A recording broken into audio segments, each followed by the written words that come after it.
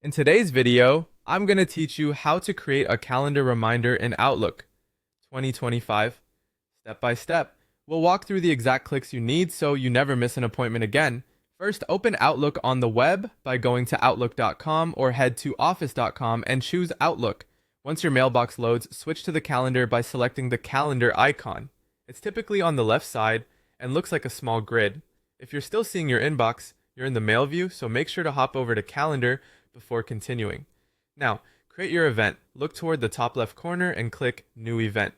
On most screens, this opens an event panel on the right. If your window is smaller, you might see a plus sign that does the same thing.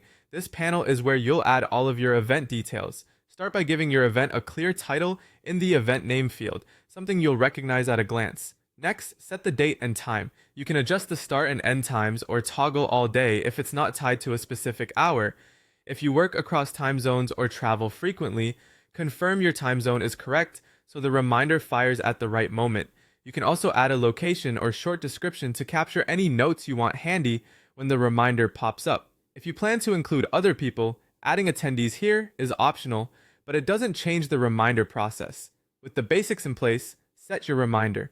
Find the reminder drop-down inside the event panel. Click it and choose how far in advance you want Outlook to notify you. Anything from a few minutes to days before the event. For time-specific meetings, 10 to 15 minutes often works well. For all-day events, consider a reminder the day before so you have time to prepare.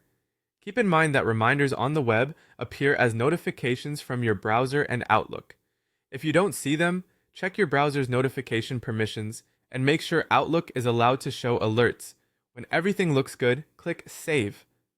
If you added attendees, you might see Send instead of Save. Sending will also put the event on your calendar. Your reminder is now set.